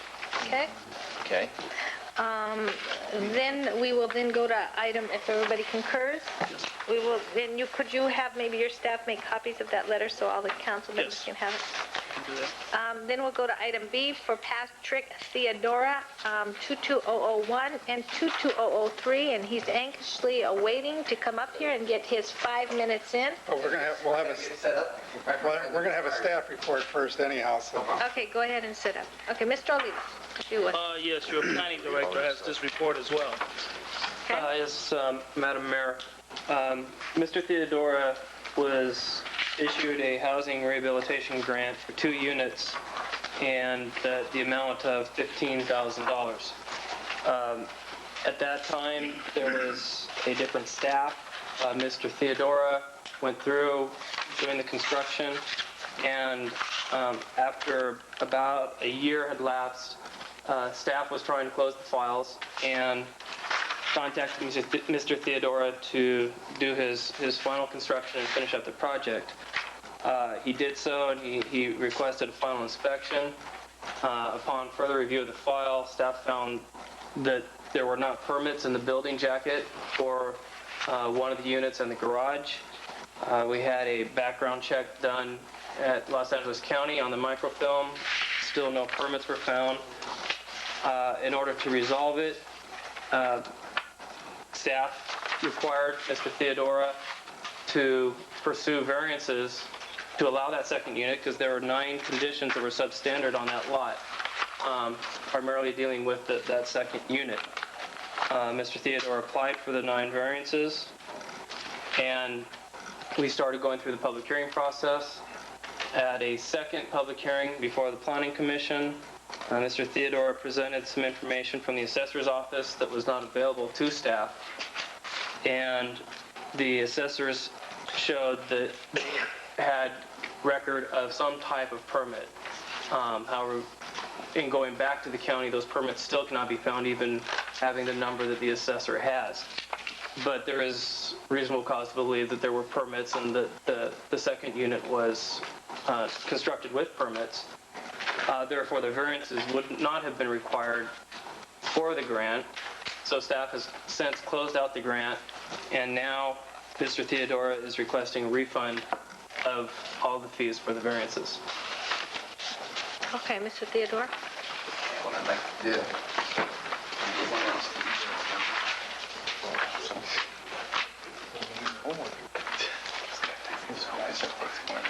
Here, I'll pass.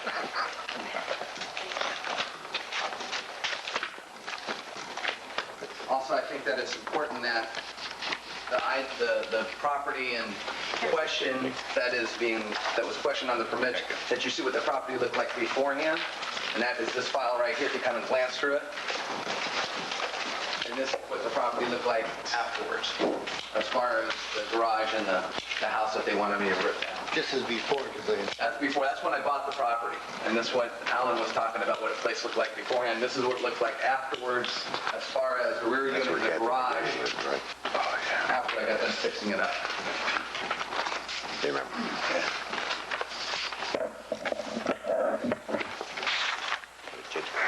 Okay. Okay. Time has begun. Okay. So you got the photos beforehand, you got the photos afterwards. If you go through the exhibits that you received there, that's broken out A through Q, and everything's in here, it's all laid out based upon the first in and then the dates of when I received the items from the city. The city said, in order to get the grant, I came to the city. Some of the members are still on, the council members are still on here that were here when I came to them and asked for help to secure the property. The city administrator was told to please help the sheriff, to get the sheriffs out there to get this property secured, to keep the gang members out of the property so we could clean it up. They did so, and everything worked out great. A grant was then offered to me in order to help rehab this property, to clean it up, as the rehab development department was put in place for this, which I think this is a perfect example of what the rehab department can do. It worked out great on this case. Problem where we got in a snag is when we got down to the end, as they stated, is we were told we didn't have permits for the property. Well, in order to get the grant, first of all, the city has to come out and inspect the property. Before the city will come out and inspect the property, they have to be sure that everything is legal and permitted on the property, and they told this to me.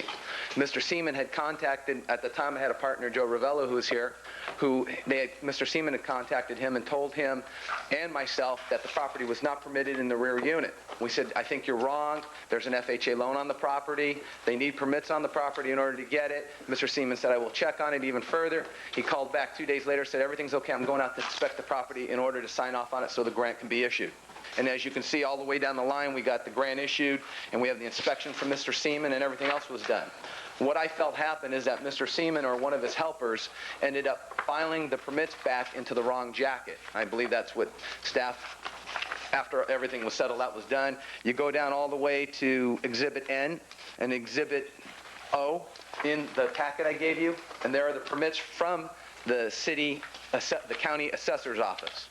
We obtained this from the county assessor's office after the city, before all this was going on near the end. The city said, well, the only way you can find out if there's any permits, go to the city of Bellflower. Went to the city of Bellflower. We'll pay for a microfiche inspection. We paid for the microfiche inspection from the city, and they ran the inspection. They came up with nothing. Luckily, on the 27th, we got a friendly person down at the county's office, assessor's office, to come out, look at the property, and he went back and did a little more homework, and he came up with the permits. That's where the permits came from, and you also see a letter from the county assessor's office in the packet, and that is exhibit number M. Those are all in there. The bottom line is I got put in this position because of somebody filing away something in a wrong jacket within the city, within the staff, and I don't know who did it. I really don't care. The bottom line is I had to get this to Planning Board Commission, and the reason why I had to do that is I was told by Mr. Colombo, who I believe was instructed by the council's attorney, to rip down the property. I had no choice. Either you rip down that rear unit, I'm thinking, rip down a rear unit that the city gave me $7,500 to rehab of federal taxpayers' money, I think is ludicrous, outlandish, and abusive. At that same time, I said, what do I do, Joe? Help me out. I need to get this in front of the planning board in order for them to hear it, because nobody's listening, because he kept on going back and forth. I believe it was to the attorney, and the attorney kept on saying, rip it down, rip it down, rip it down, which I thought was ludicrous. I put $3,000 into that rear unit myself, plus $7,500 of rehab money. At that point in time, Joe said, well, the only way you can do this is you go in and you apply for the variances. I applied for my variances. Can I ask you something? I'm going to give you your time. Who told Thank you. I'm trying to do this fast. No, who told you that the attorney said rip it down, rip it down? Joe Colombo. Okay, thank you. So at that point in time, it was either tear it down or the city was going to fine me and they were going to come in and do it. I said I had no choice. I filed for the variances. Once I filed for the variances, then I got a call the day my child was born, Joe Colombo. I got a call. I called him back from the hospital, and he said, you got to bring in another check for, and I'm not accurate on the exact numbers. I can get those numbers. I'm sure you guys have them in your files as easy as I can get to them, of approximately $3,500 additional dollars for additional variance fees, which I thought was ludicrous, and I just had to laugh. I said, this is a joke. This is a bad nightmare, and I'll get it in the next day. My wife's having a baby right now. I'm sure you can understand, and he was very cooperative on that. And we did do that. I got it in. I had to 30 seconds. Okay. Pardon me? 30 seconds. Did you take my... Bottom line is I had to divvy up about $4,500 just to get to the point of the planning board, and I had no choice. What I'm asking for is I'm asking back for all my money back on the variances, permits, environmental studies, and all the other stuff that I had to pay the city to do, plus the architect fees that cost me $2,000 to get the architectural stuff put together that I did not even have to go to this point. On top of that, I was asking for another $500 for photos, copying, Xeroxing. As you guys can see, I had to do my homework to get to this point, so I would not have the rear unit ripped down. On top of that, I ran out to Section 8 people, which was a requirement of the grant. So I did everything that was told, everything that was required. I went by the rules. I didn't do anything out of the rules. And I did something good for the community, as Alan had stated earlier. And I'm very frustrated, and I feel that I've been abused based upon the amount of money I had to pony up just to get to this point. Now, the city did find at the last meeting that there was permits and I was okay. That's fine, but now I need back my money for the money that I put up to do this. And I think that there's a grave injustice done here. I don't know where the injustice was done. I don't know if it was because of Mr. Seaman. I don't know if it's because of the politics or whatever. The bottom line is I feel that I need to get my money back. That's the only fair thing at this point in time. Okay. this time, Mr. Theodore, I'm going to ask that we discuss this item, not specifically your problem, but the discussion with personnel in closed session, and we'll take this up after closed session. Okay? Do I have to come back again? I would suggest you wait. Wait till after we come out of closed session. Oh, tonight? Yes. Right.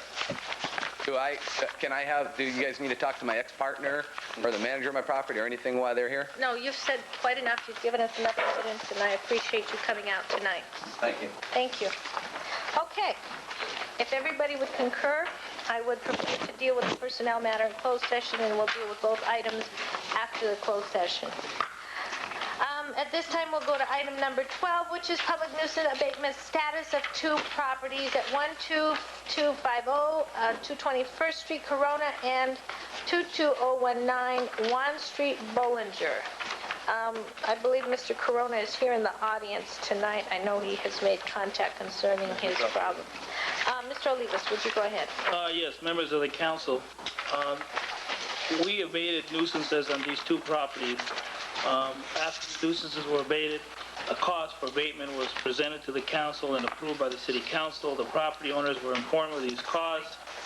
Both of these property owners came forth and indicated that they wanted to address the payment of the cost through a monthly payback type of situation with a promissory note and regular payments until the debt was repaid to the taxpayers. On July 29th of this year, a letter was sent from staff explaining the payment terms, and attached was a promissory note to be signed and returned to the city. Payments were to begin September 1 of this year. A second letter was sent on September 2nd when no payment or note had been submitted by either of these property owners.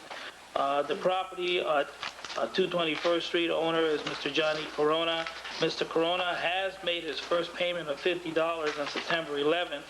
After a follow-up late notice was sent to him on September 2nd. However, no promissory note has been returned to City Hall. We have met with Mr. Corona and the district attorney on May 6th. After that, the code violation of dismantling businesses in an R2 zone had been stopped. We have further received complaints recently that Mr. Corona has recently reinstated the dismantling of business at his residence, just for your information. Copies of correspondence sent to Mr. Corona are attached to your staff report.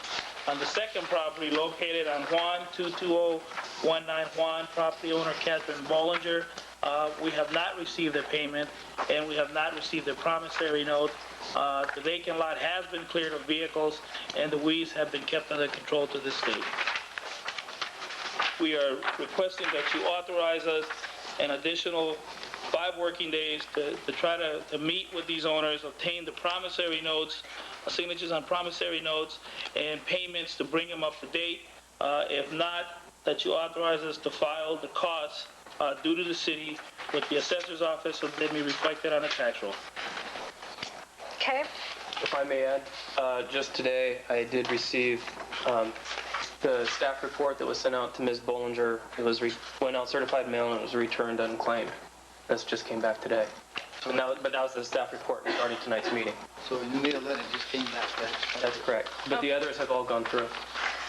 If I may make a suggestion, if Mr. Corona started making his payments, I think what I would like to request is that we give them another 30 days of coming up and signing those, and go to them individually instead of just doing your certified letters. Knock on the door with it in your hand, ask them to sign it, and when they will make their payments. And if they don't in the 30 days, then we should go forward with the status that you found. But I feel that we should give everybody the as much opportunity as possible to be able to make the payments necessary. That's just my request.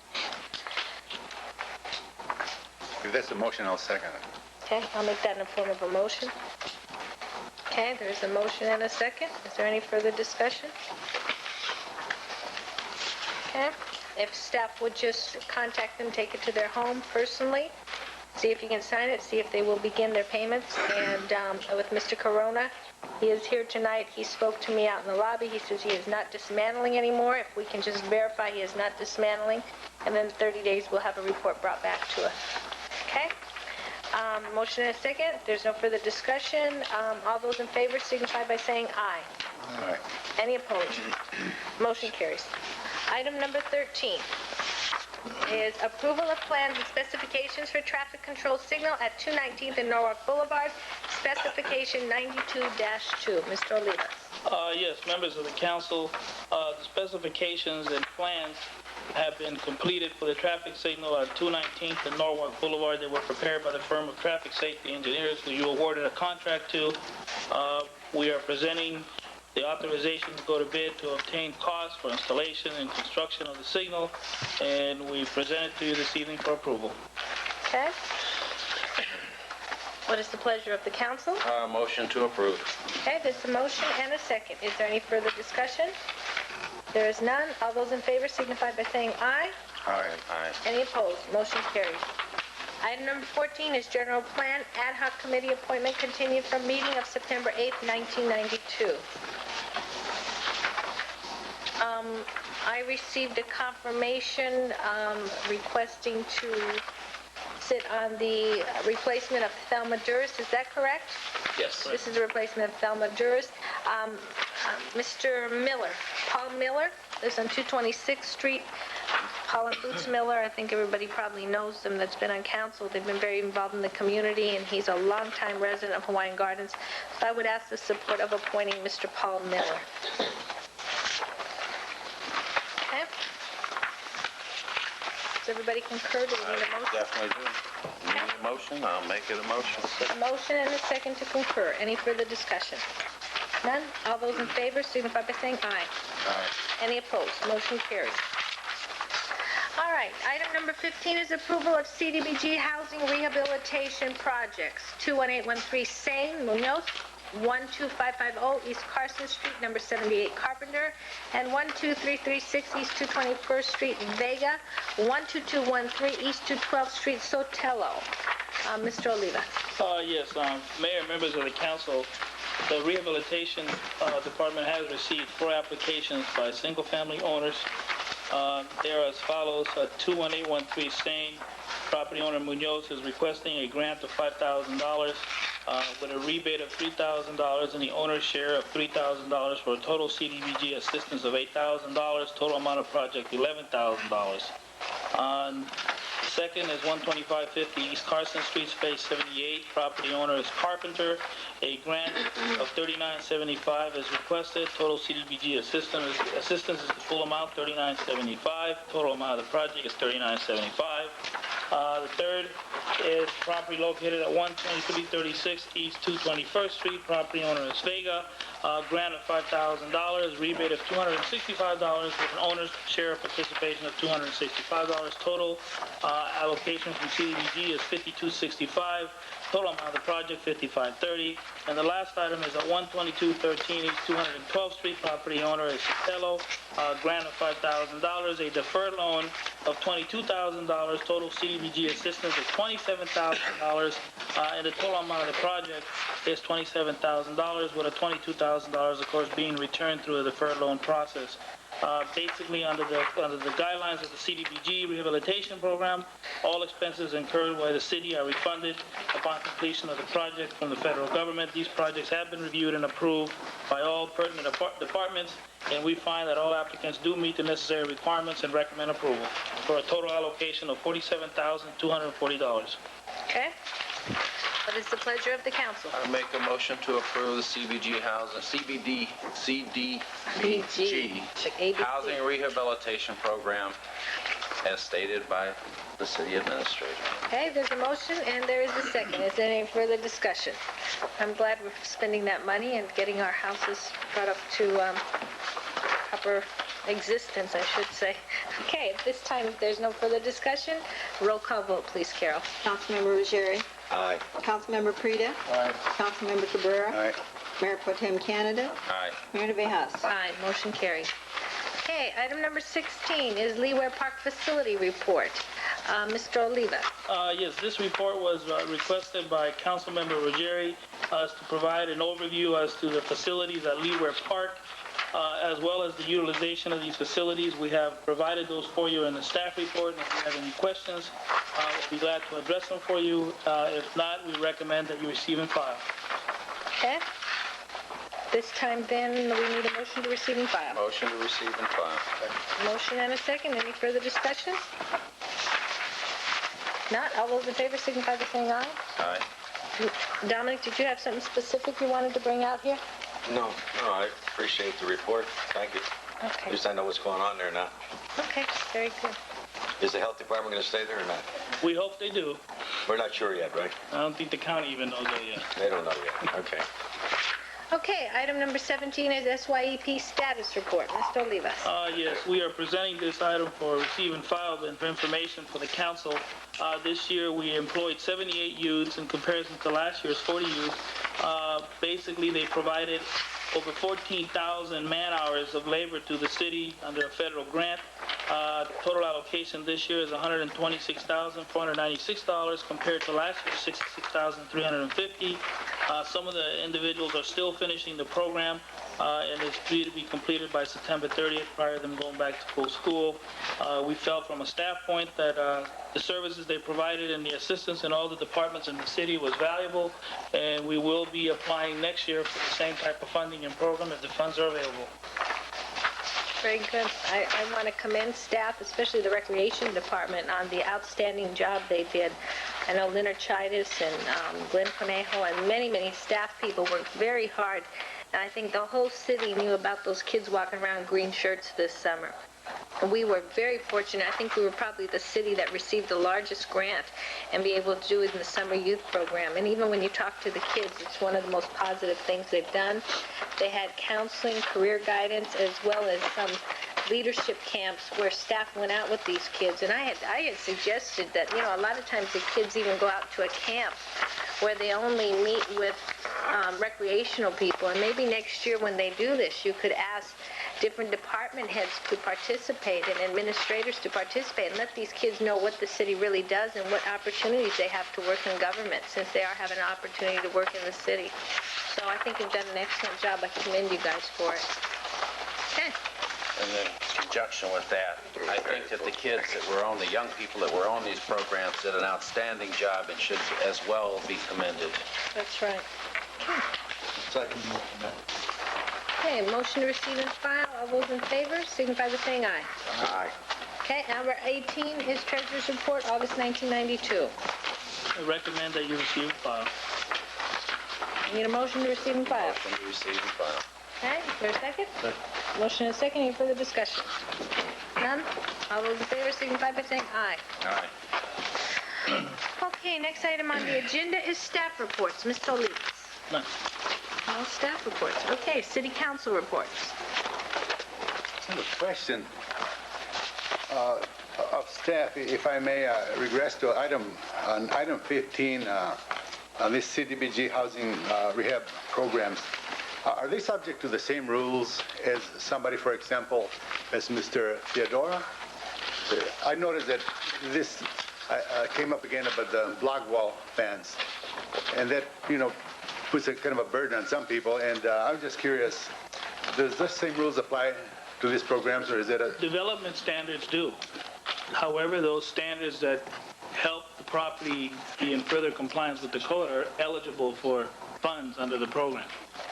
And if they have to apply for a variance or a conditional use permit, then those fees are eligible for to be funded with program funds.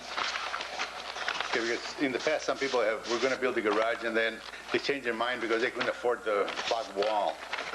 And I don't know when that rule came about, but maybe it's something we should look at and reconsider. Maybe we're putting a burden on some people.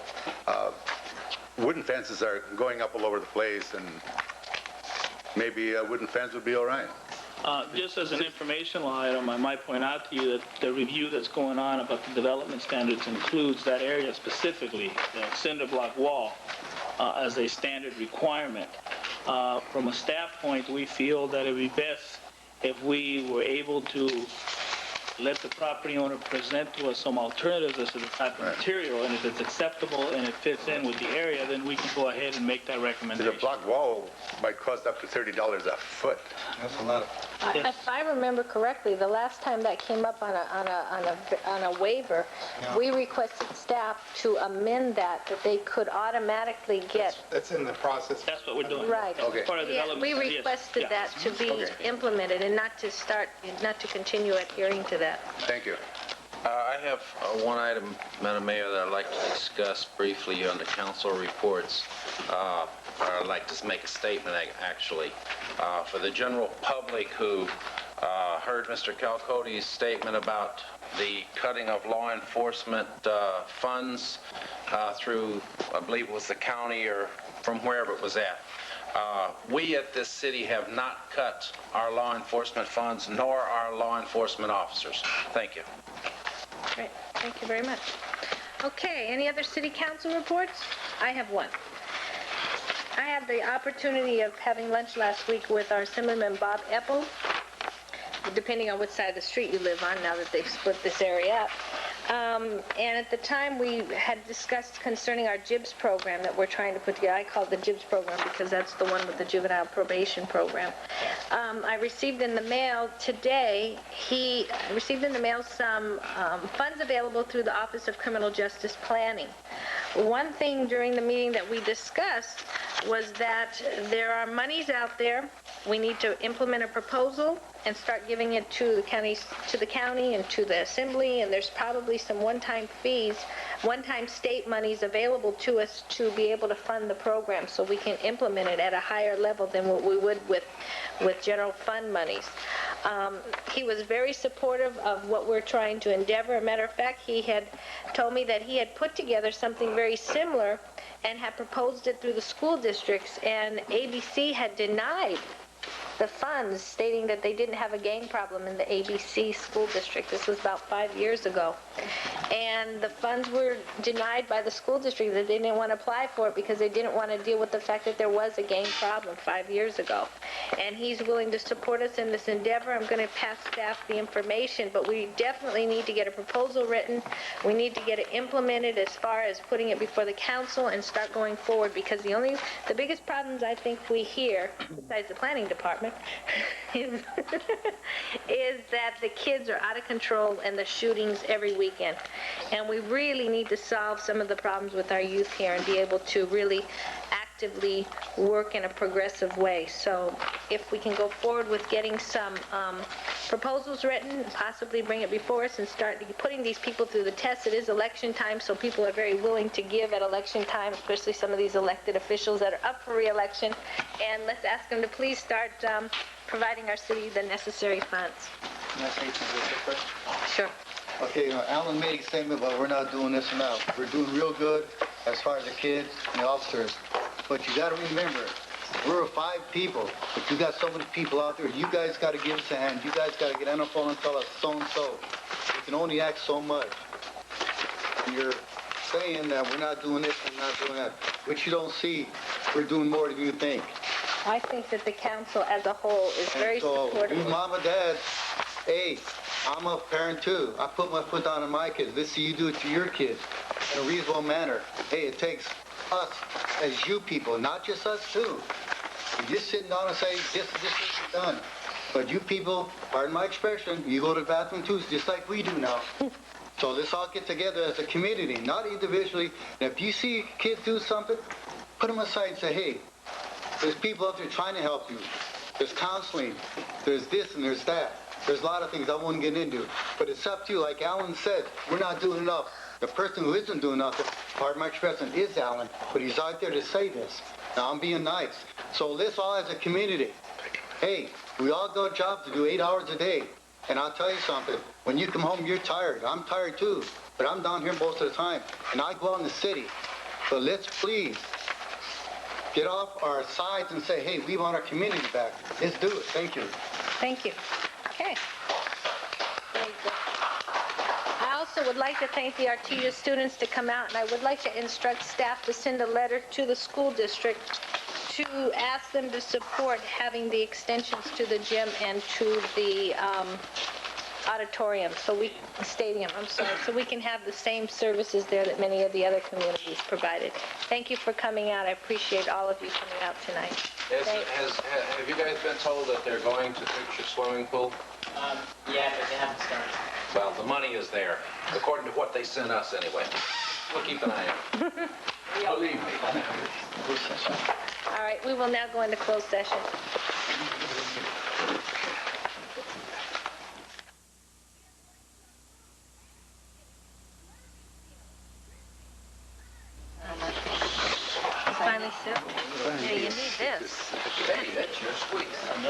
3 in 1 order. You guys I picked missed. number 2.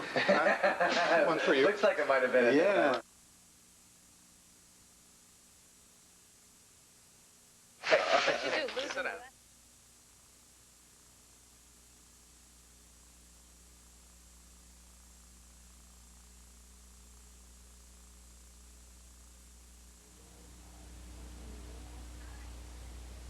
meeting, and at this time, we will then go back to item, what the heck was it? Item number 11, A and D. and on item A, Chan Von Tram, I did it. I would like to entertain a motion to continue and have staff contact him to see if there is any other way we can allow him to go ahead and implement the building of his property, and then we'll have a report back in 2 weeks. Consider that motion made. There's a motion and a second. Any further discussion? Not, all those in favor signify by saying aye. Yay. Any opposed? Motion carries. Item B, Patrick Theodora, like this to continue for another 2 weeks and have Mr. Olivas contact the county concerning possible reimbursement through the county procedure, and that a report will be brought back to us at the next council meeting. If I could have a motion to that effect. Motion made. Okay? Motion and a second. Any further discussion? Yeah, do I have to be here? No. What happens at this? We'll talk Okay, just a moment. We're still in a business meeting. We'll talk to you after, okay? Hold on 1 second. This time we have a motion and a second. If there's no further discussion, all those in favor signify by saying aye. Aye. Any opposed? Motion carries. Okay. At this time, then, we need to adjourn this meeting of the city council meeting to October 13th, 1992. Motion to adjourn. Motion and a second. All those in favor? All right. Did we have to, wait a minute. Did we need to say anything about the grievance procedure? Yeah, attorney. No, well, we can state that the, one of the grievance matters was taken under submission for 2 weeks. I'm going to reopen the meeting. We need to, the grievance procedure has been continued to 2 weeks. It's being under submission. Been taken under Try to submission. adjourn the meeting. Okay. Meeting is adjourned. And then the attorney will talk to you, sir. Okay, for the other people that don't need, can I get back?